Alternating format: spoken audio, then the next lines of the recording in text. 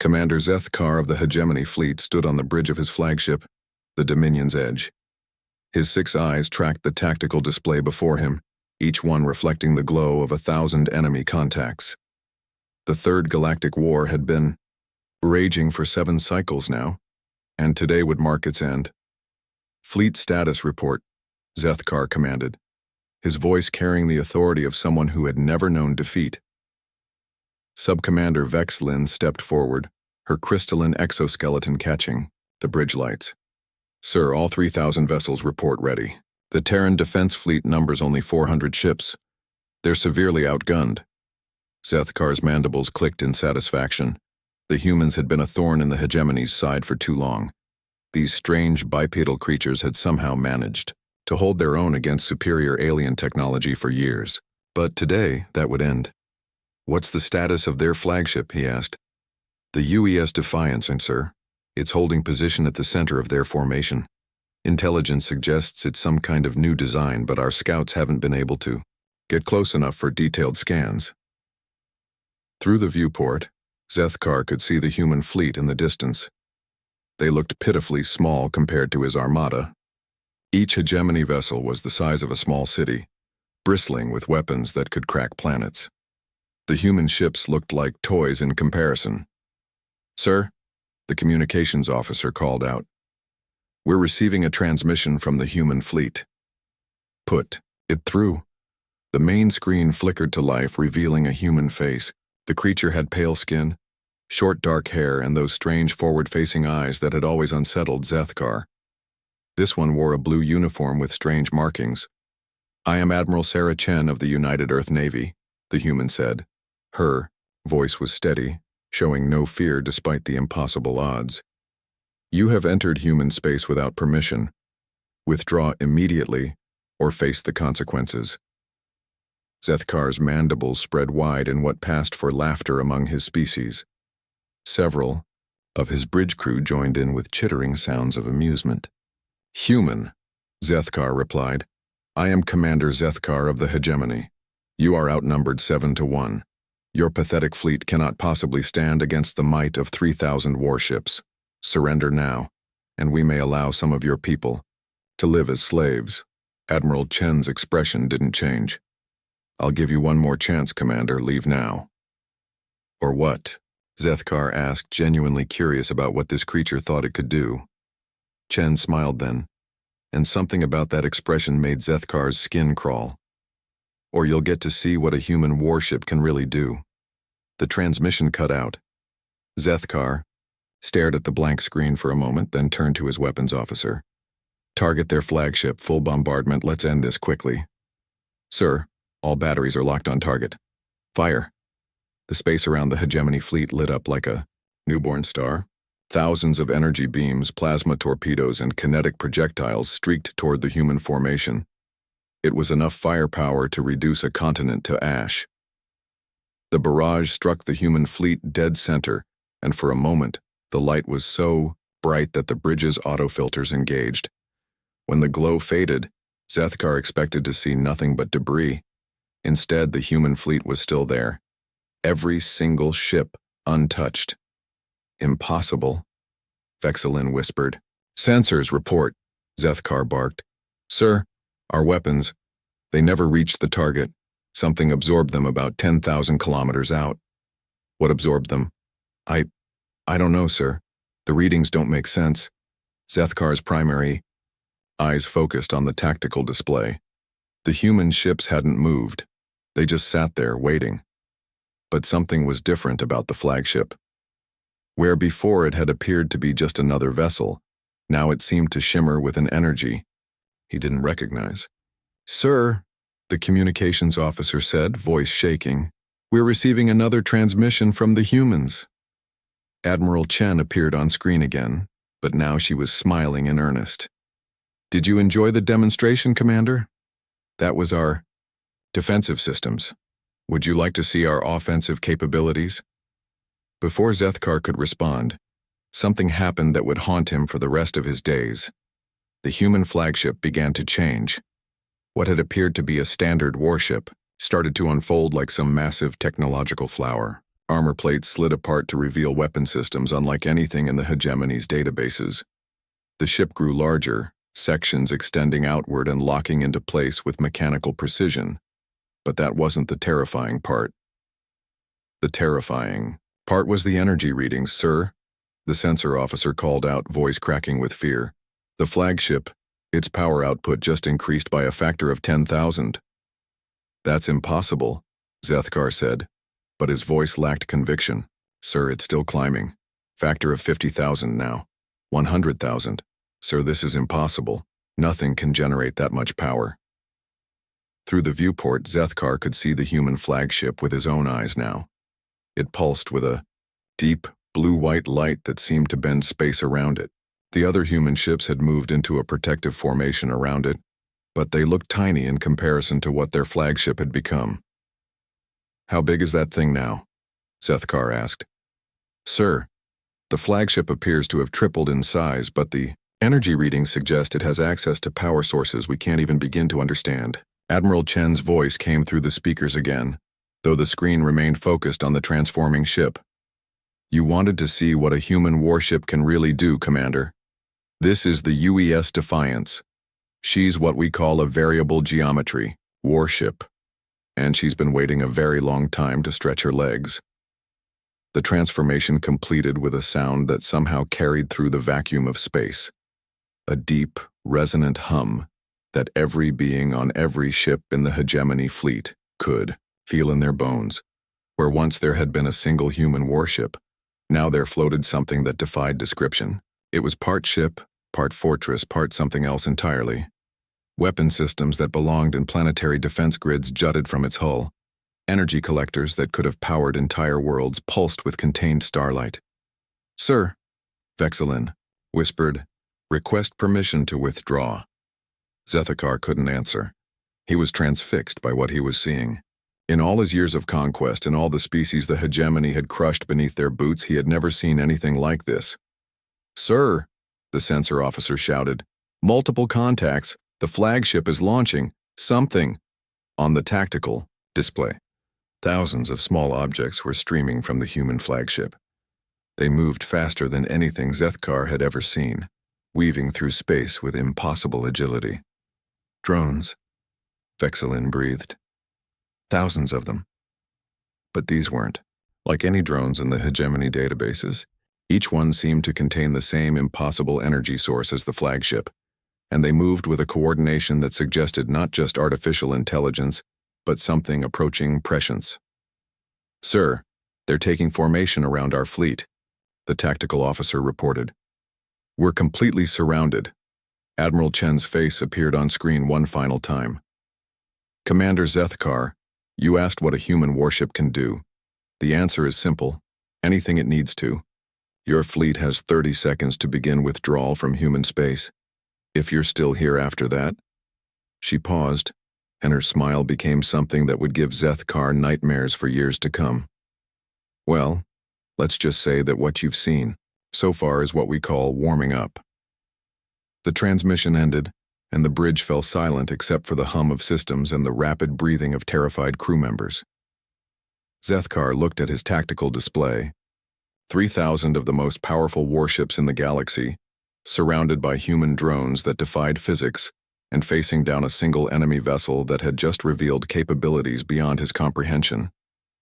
For the first time in his military career, Commander Zethkar of the Hegemony Fleet felt true fear. Chapter 2. The Revelation. Sir, 20 seconds remaining, the tactical officer announced, his voice barely above a whisper. Zethkar's mind raced.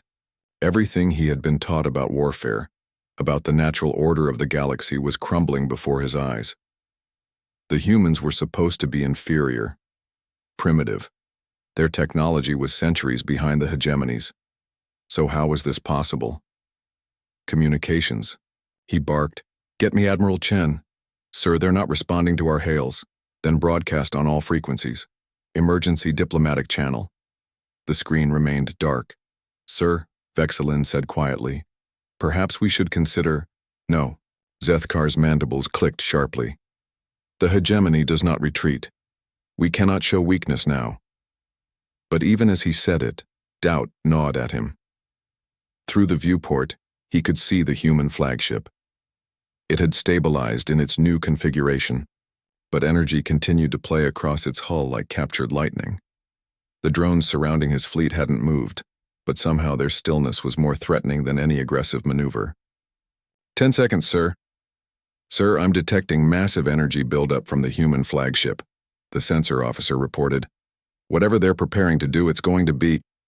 The officer never finished his sentence. The UES Defiance fired, but it wasn't like any weapon Zethkar had ever seen. Instead of energy beams or projectiles, the flagship seemed to reach out with tendrils of pure force. These tendrils moved through space like living things, weaving between the hegemony vessels with impossible precision. Evasive maneuvers, Zethkar shouted, but it was too late. The tendrils touched the nearest hegemony ships, and something extraordinary happened. The massive warship simply stopped. Not destroyed, not damaged, stopped.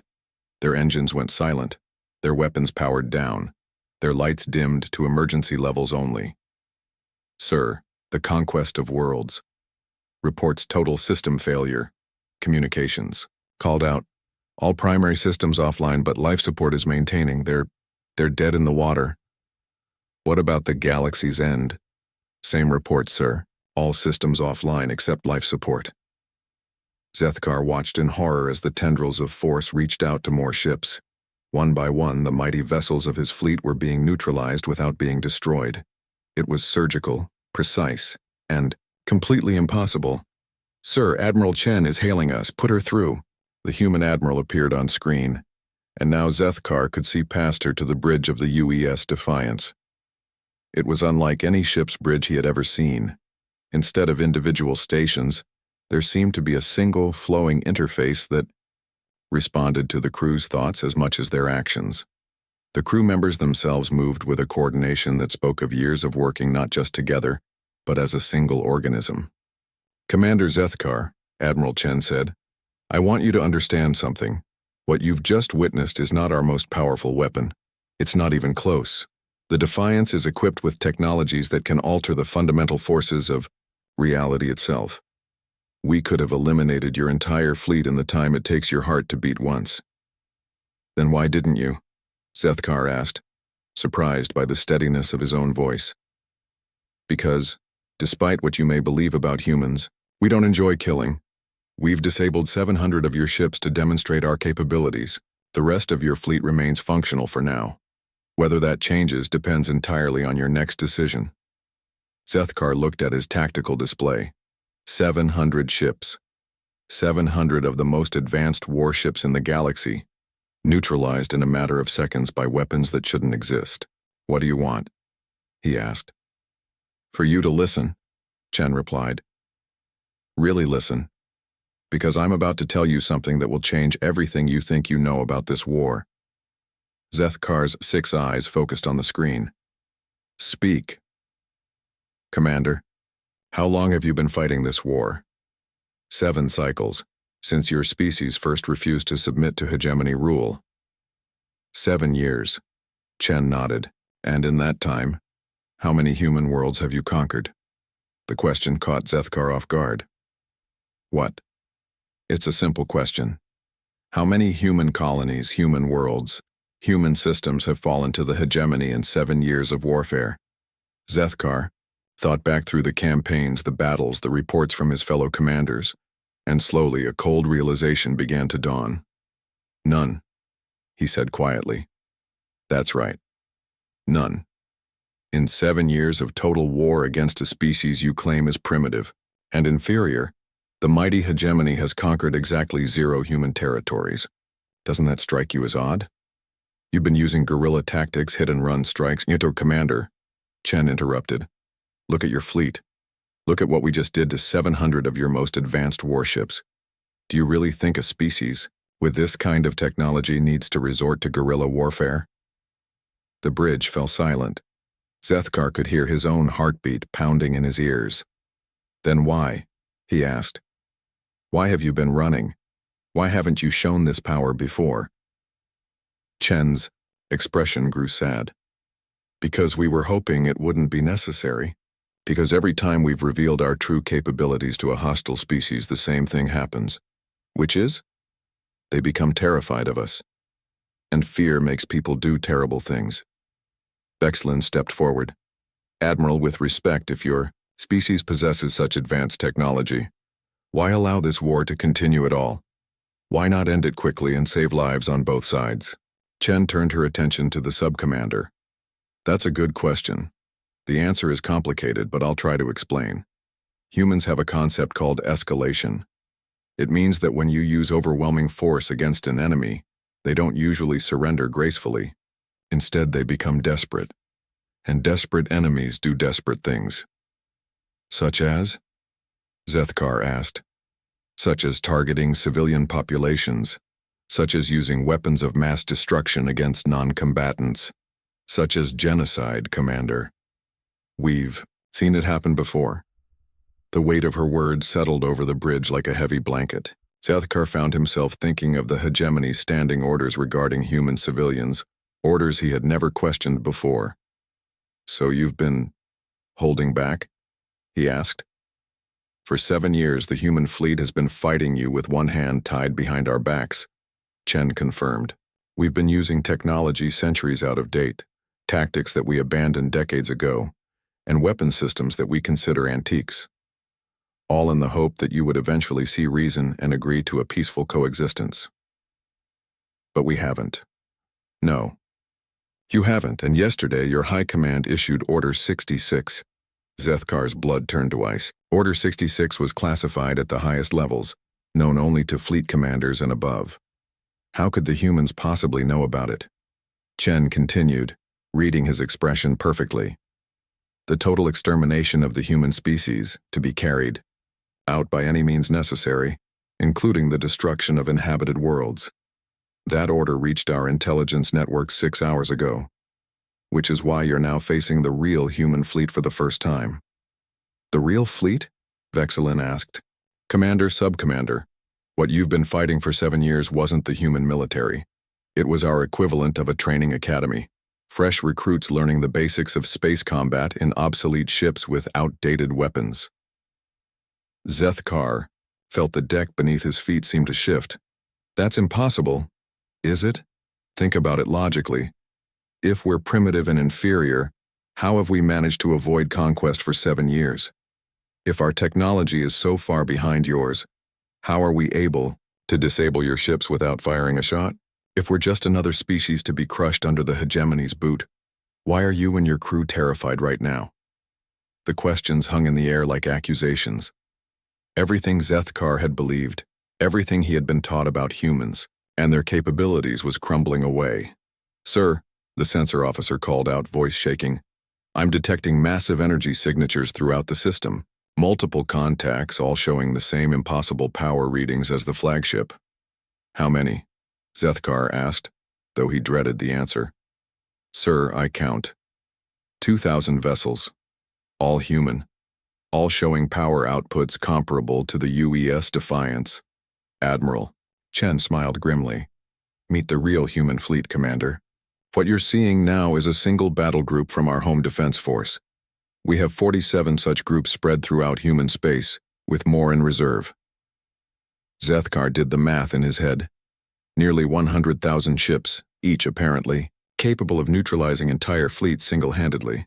The hegemony's total military strength was roughly 50,000 vessels spread across 24 sectors. They were outnumbered 2 to 1 by ships that were individually more powerful than anything in the hegemony arsenal. This is why we tried, to avoid showing you our true capabilities, Chen said softly. Because now you know the truth. Humanity isn't the prey in this relationship, Commander. We never were.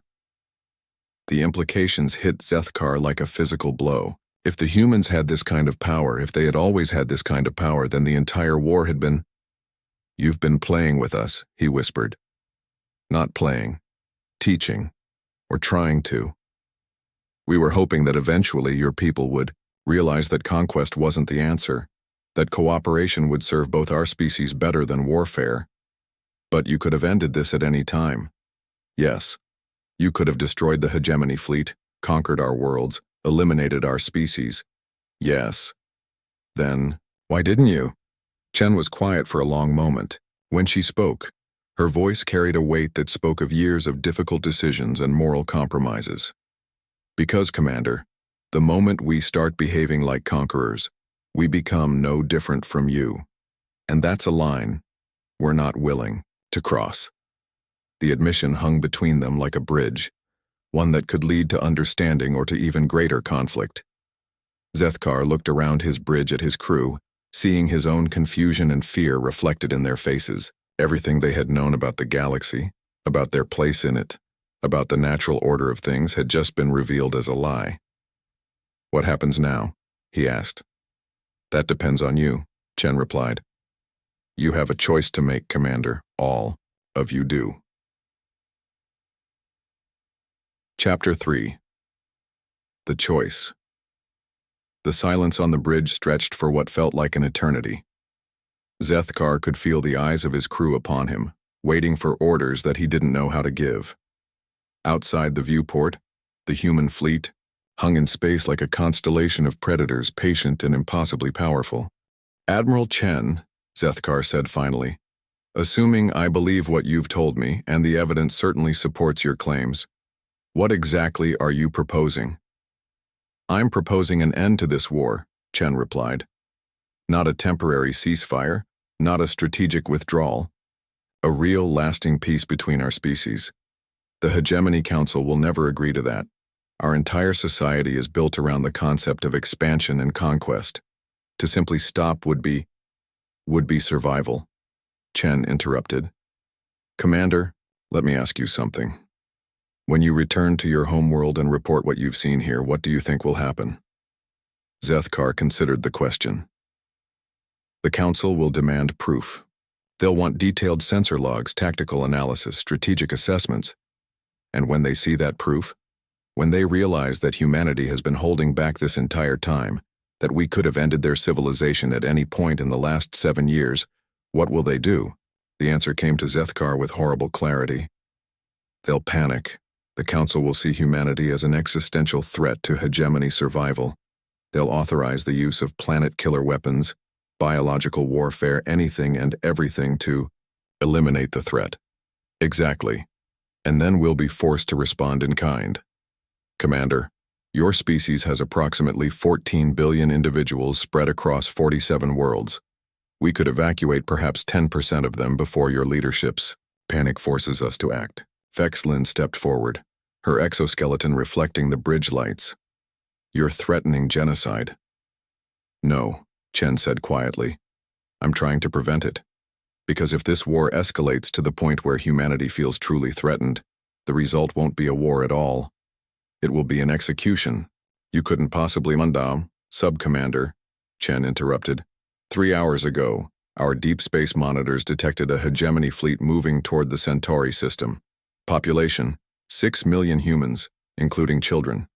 The fleet is carrying planet-killer weapons and has orders to sterilize the system as a demonstration of hegemony resolve. Zethkar's heart stopped. That's impossible. I would have been informed of such an operation. Not if it was authorized directly by the High Council as a black operation. Commander, that fleet will reach Centauri in 18 hours. Unless something changes, 6 million innocent beings are going to die. The weight of the revelation settled over the bridge like a shroud. Zethkar had dedicated his life to serving the hegemony, but the deliberate targeting of civilians was something that went against everything he believed in as a soldier. Sir, the communications officer called out, we're receiving a priority transmission from Hegemony Command. Put it through. The screen flickered and the imposing figure of High Chancellor Vorthak appeared. The ancient alien's 12 arms moved in intricate patterns as he spoke, a sign of extreme agitation.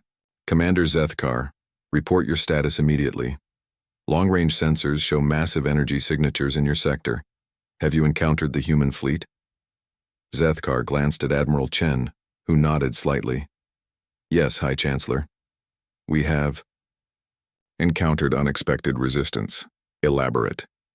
The human fleet appears to possess technological capabilities far in advance of our intelligence estimates. They have neutralized a significant portion of my force without destroying a single vessel. Vorthax. Arm stopped moving. Neutralized how? Unknown methods, sir. Our ships are intact but completely inoperable. All primary systems offline. Impossible. Human technology is primitive. You must be facing some kind of defensive ally. Sir, with respect, I am transmitting tactical data now. You will see that these are definitively human vessels and their capabilities are substantial. The High Chancellor was silent for a long moment as he reviewed the data. When he spoke again, his voice carried a tone Zethkar had never heard before. Fear. Commander, you will withdraw immediately. Fall back to Sector 7 and await reinforcements. Sir, the humans have requested a diplomatic dialogue. Perhaps we should— There will be no dialogue. Vorthak's voice rose to a shriek. These creatures have deceived us for 7 years, made fools of the entire hegemony.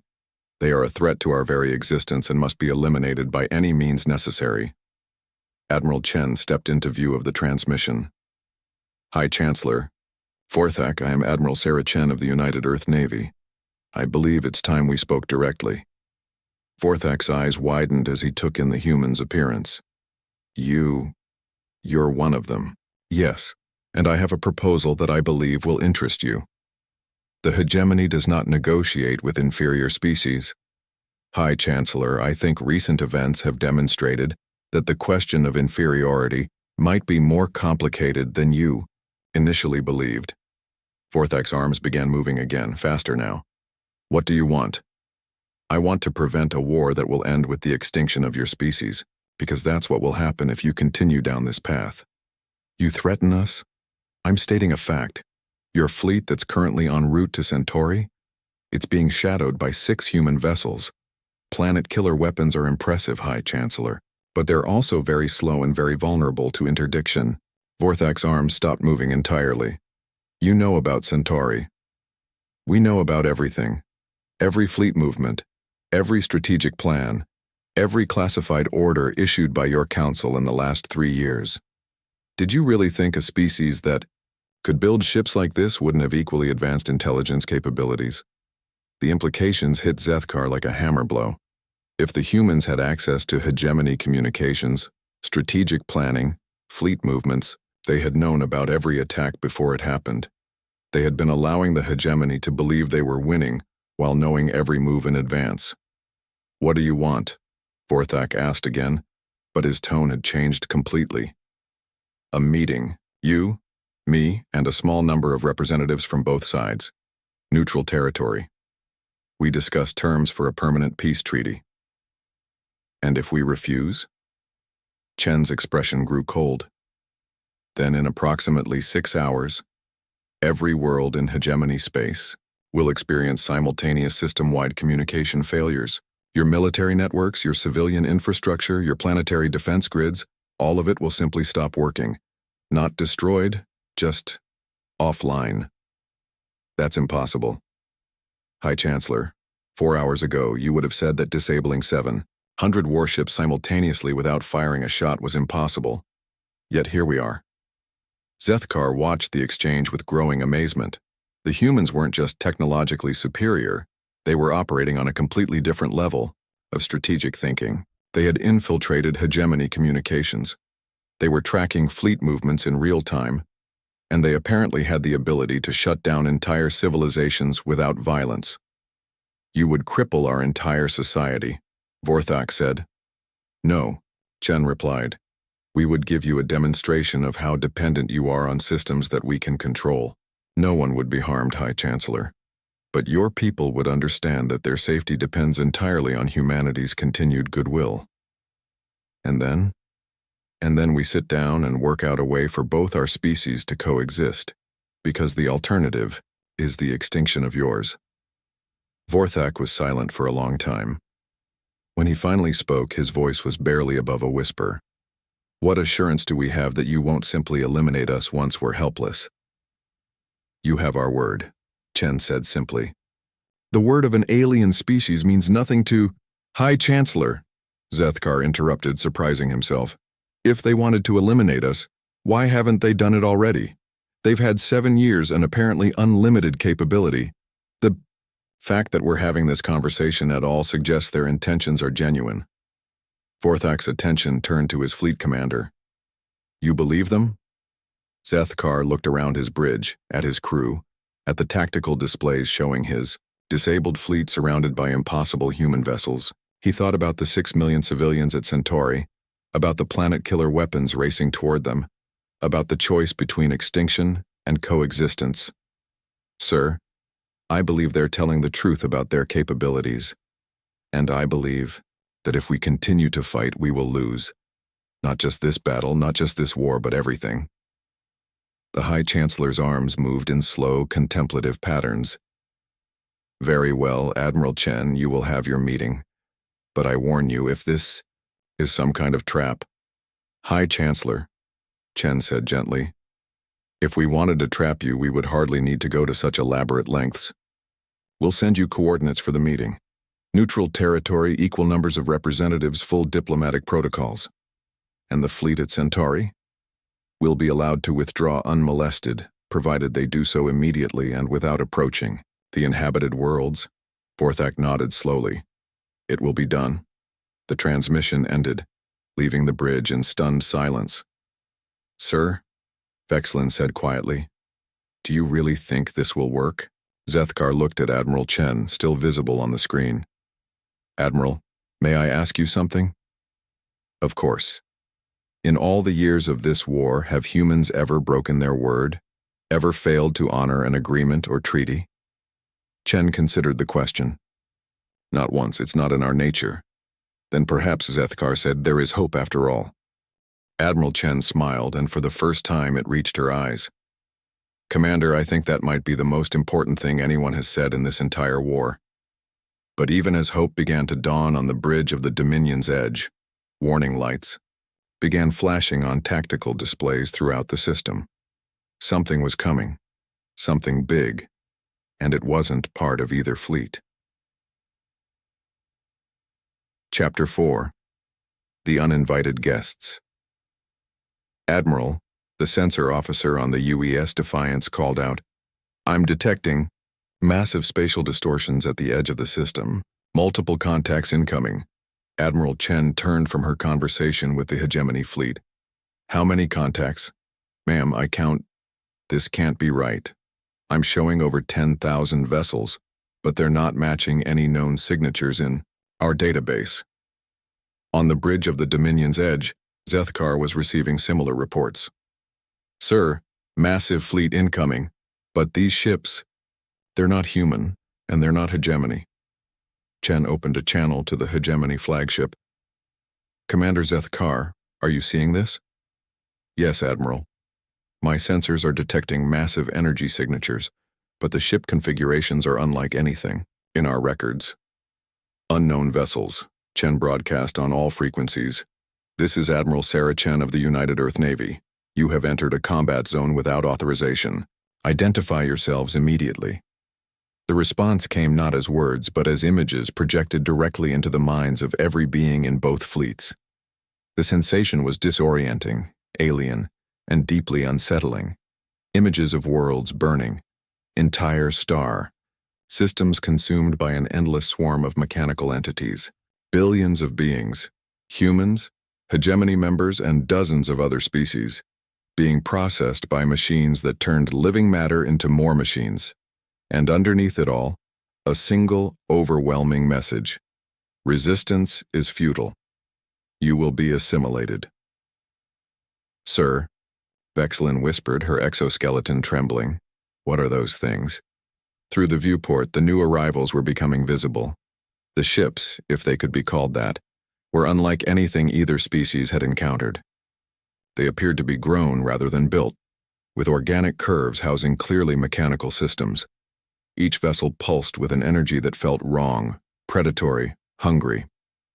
Admiral Chen, Zethkar called out, our databases are empty.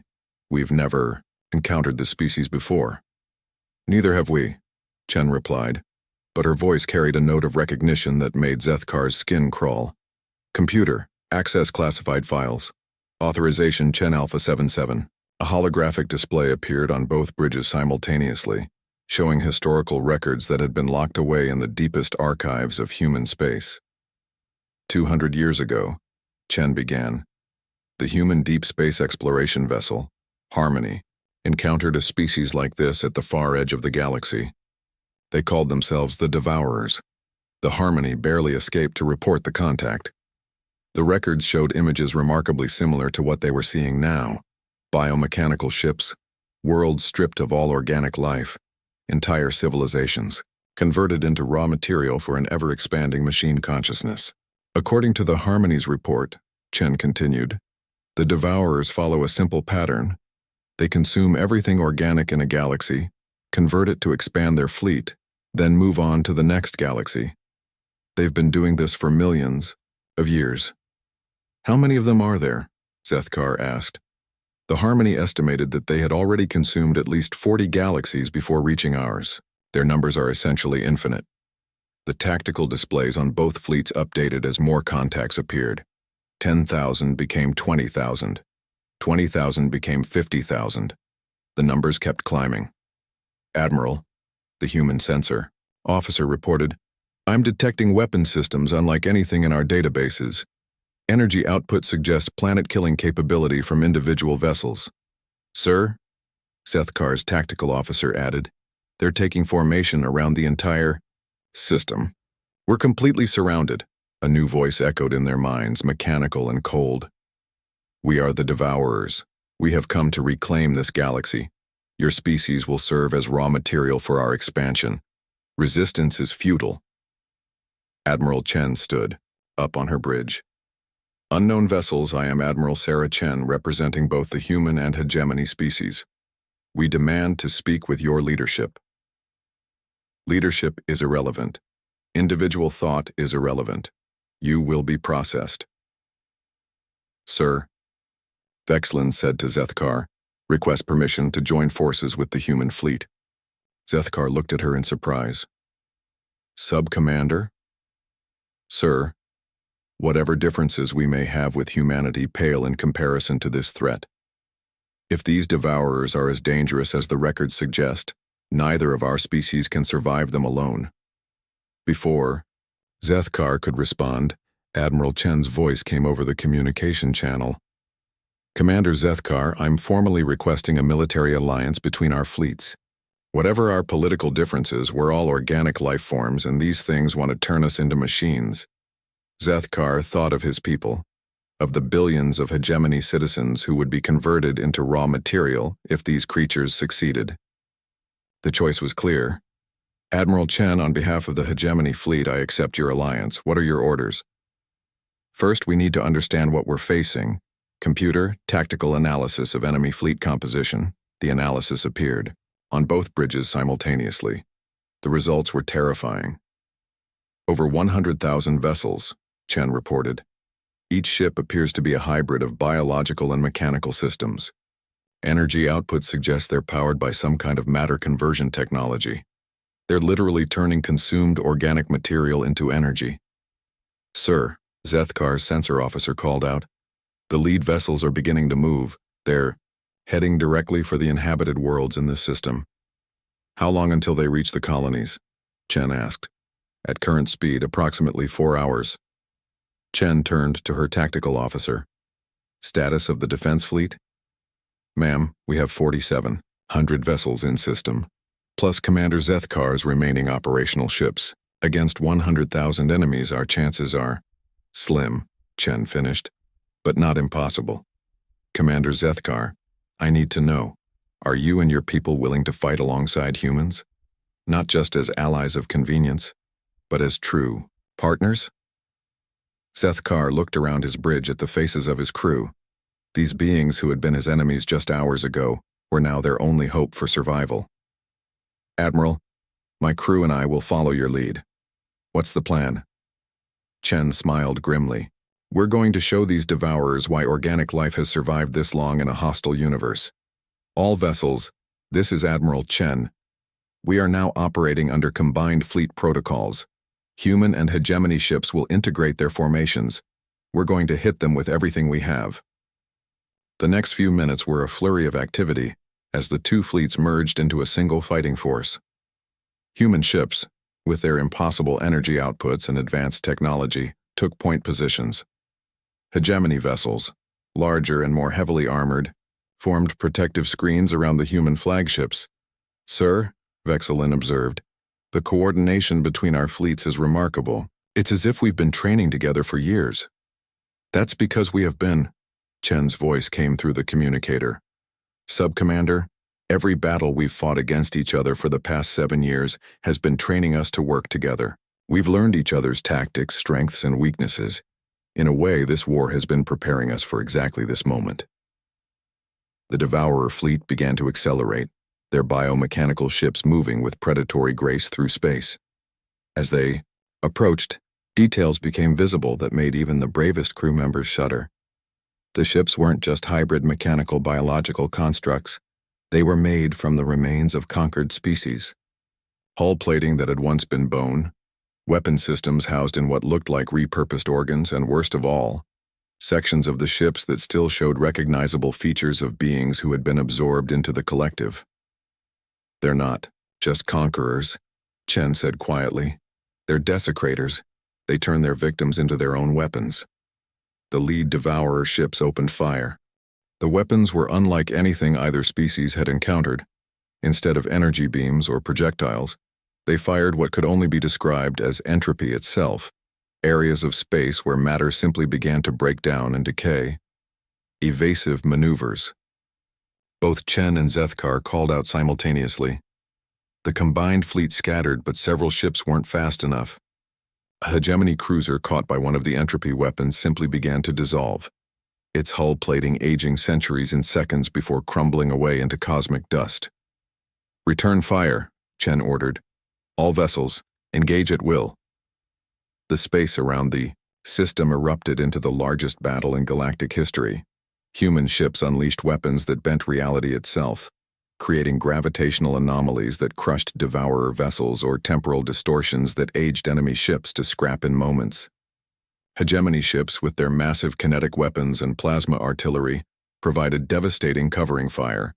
But for every Devourer ship destroyed, 3 more seemed to take its place. "Admiral," the human tactical officer reported, "we're inflicting heavy casualties, but they're regenerating faster than we can destroy them. Those destroyed ships, they're being rebuilt using material from the wreckage." Chen's expression grew grim. "They're not just using their own fallen ships. They're incorporating our destroyed vessels into their fleet. Every ship we lose makes them stronger." "Sir," Zethkar called out, "we need a new strategy. This battle of attrition will favor the enemy." "Agreed. All ships, implement Protocol 7. We're going to hit their command structure." "Admiral," Vexelin interjected, "how do we identify command vessels in a collective consciousness?" "The same way we identify any nerve center," Chen replied. "We look for the point that everything else protects." She was right. Deep within the Devourer formation, surrounded by layers of defensive ships, was a vessel unlike the others. Where the standard Devourer ships were chaotic amalgamations of conquered species, this one showed clear organization and purpose. It was massive, easily dwarfing even the largest human flagships, and it pulsed with an energy that seemed to coordinate the movements of the entire fleet. "That's our target," Chen announced. "All vessels form up for a concentrated assault on the enemy command ship." "Admiral," Zethkar said, "that ship is protected by at least 10,000 defenders. Even with our combined fleet, breaking through those defenses will be nearly impossible." "Nearly impossible," Chen agreed, "but not completely impossible. And, Commander, sometimes nearly impossible is the best odds you're going to get." The combined fleet began to consolidate, human and hegemony ships working in perfect coordination despite having been enemies hours earlier. It was a testament to the skill and professionalism of both crews that they could adapt so quickly to working together. "Sir," the sensor officer on the Dominion's edge called out, "the enemy command ship is beginning to move. It's heading directly for the inhabited world of Kepler Prime." 2 million civilians, Chen said grimly. "If that thing reaches the planet..." She didn't need to finish. Everyone understood what would happen. 2 million beings would be converted into raw material for the Devourer war machine. All vessels, Chen broadcast. Emergency speed. We intercept that command ship before it reaches Kepler Prime or we lose the war right here. The race was on. The combined fleet pushed their engines beyond safe limits, hurtling through space toward an intercept course with the Devourer command ship. Behind them, the bulk of the enemy fleet followed, a dark wave of biomechanical horror, sweeping toward the inhabited worlds of the system. Time to intercept, Chen asked. 18 minutes at current speed, came the reply. Time for the command ship to reach Kepler Prime? 20 minutes. Then we have 2 minutes to destroy that thing before it starts processing civilians. All vessels, prepare for emergency combat protocols. We're going to hit them with everything we have in one massive alpha strike. As the fleets raced toward their deadly rendezvous, a new signal appeared on the sensors. More ships were entering the system, but these weren't Devourers. Sir, the communications officer on the UES Defiance reported, we're receiving a transmission. It's High Chancellor Vorthak. The screen lit up, showing not just the High Chancellor, but what appeared to be the entire Hegemony High Council. Behind them, through the windows of their council chamber, massive fleets could be seen launching from orbital platforms. Admiral Chen, Commander Zethkar, Vorthak said, the Hegemony Emergency Council has voted unanimously. Every available ship in Hegemony space is being dispatched to your location. We will not allow these creatures to consume our galaxy. How many ships? Chen asked. Every ship, Admiral. Every vessel that can mount a weapon or carry troops. Military, civilian, cargo haulers, everything. Nearly 25,000 vessels are en route to your position. Hope flickered in Chen's chest. ETA? The first wave will arrive in 47 minutes. But Admiral, that may not be soon enough. Chen looked at the tactical display. The Devourer command ship was almost within range of Kepler Prime, and more enemy contacts were appearing at the edge of the system by the minute. Then we'll have to hold them off until you arrive, she said. All vessels, this is Admiral Chen. In 15 minutes, we're going to engage the largest enemy force either of our species has ever faced. Some of you have been enemies until today. Some of you have never fought alongside aliens before. But right now, none of that matters. She paused, looking around her bridge at the mix of human and hegemony officers who were now working side by side at integrated stations. Right now, we're not fighting for territory or politics or ideology. We're fighting for the right of organic life to exist in this galaxy. We're fighting for our children, our future, and our freedom to choose our own destiny. The command ship was now visible through the viewport, a massive abomination of corrupted biology and cold machinery. Around it, defensive formations of Devourer vessels spread out like a protective shell. All vessels, Chen continued. We are the thin line between civilization and oblivion. We will not break, we will not yield. And we will show these creatures that organic life does not go quietly into the darkness. The combined fleet opened fire. Epilogue.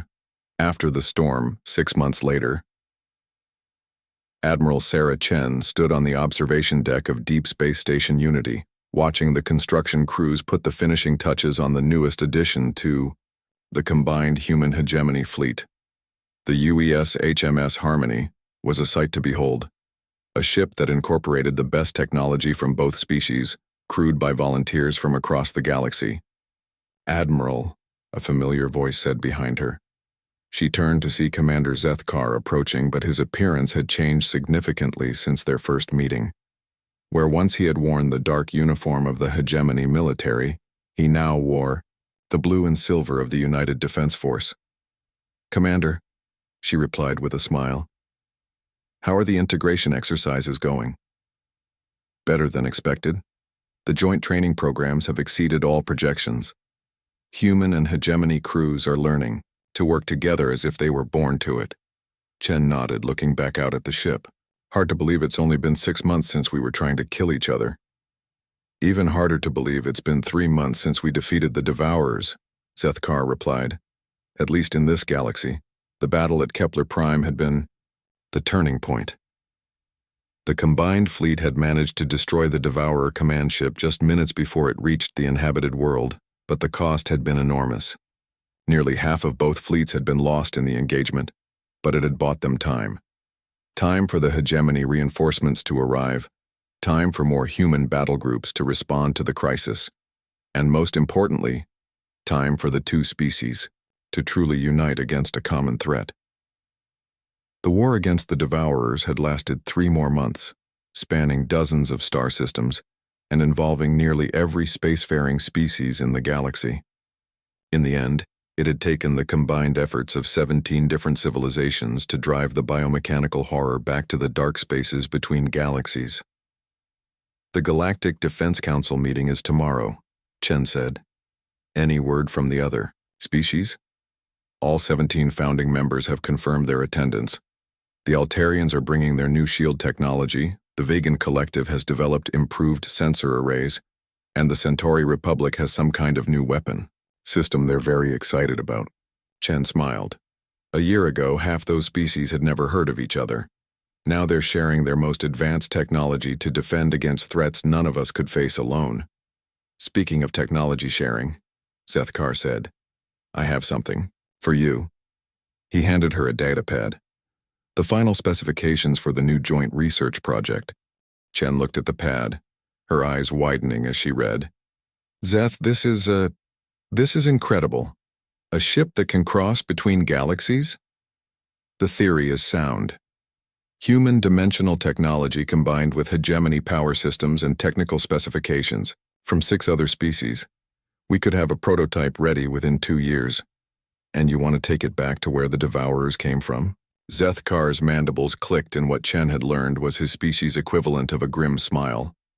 Admiral, those creatures consumed 40 galaxies before they reached ours. That means there are potentially billions of species out there that never got the chance to fight back. Species that were converted before they knew what was happening. You want to liberate them. I want to give them the same chance we had, the chance to choose freedom over assimilation.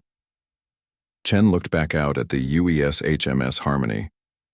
The ship represented everything they had accomplished.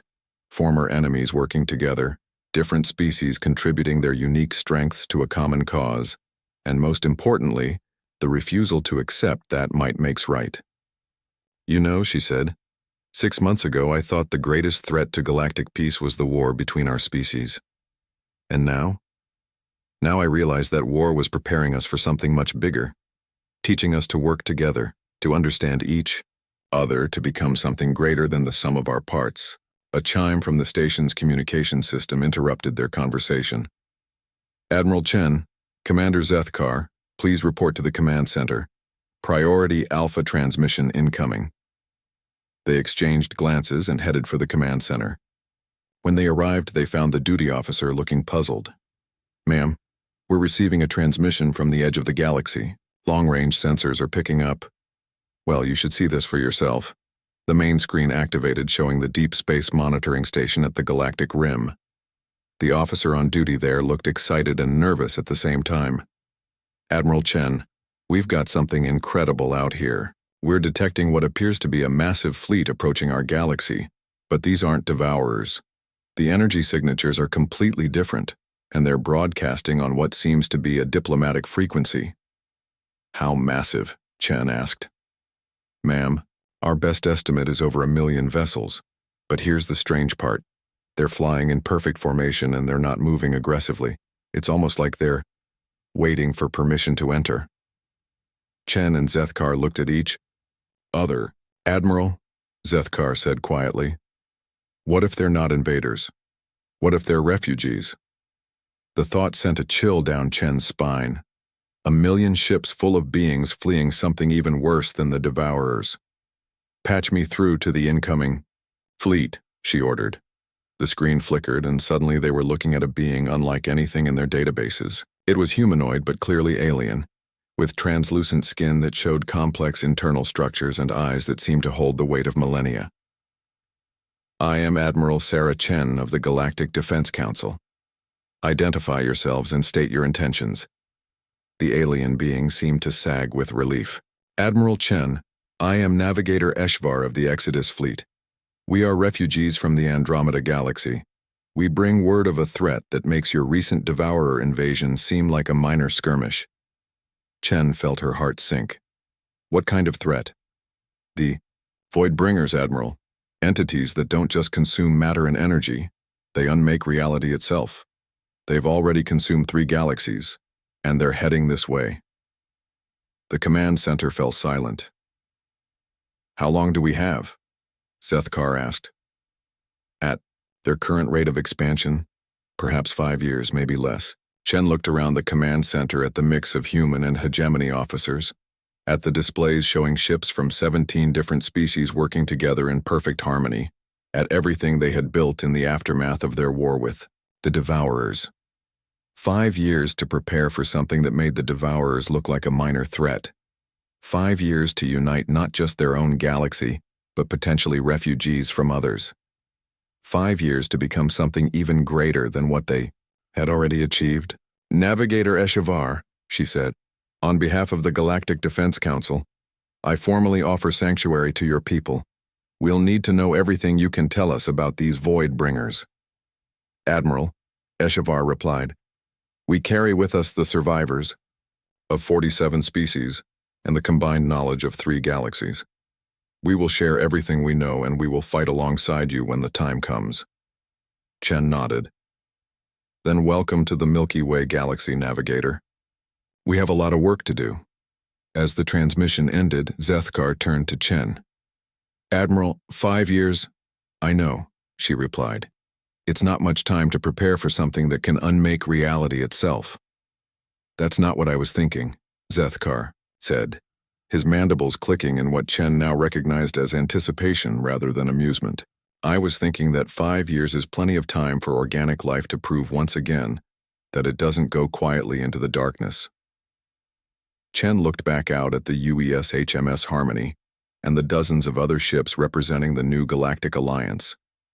Ships crewed by former enemies who had learned to trust each other, to work together, to stand united against the darkness. You know what, Commander? She said with a smile. I think you're absolutely right. In the depths of space, 1 million refugee ships began their final approach to a galaxy that had learned the hard way that unity was strength, that diversity was power, and that sometimes the greatest threats brought out the very best in organic life. The real test was yet to come, but they would face it together. End.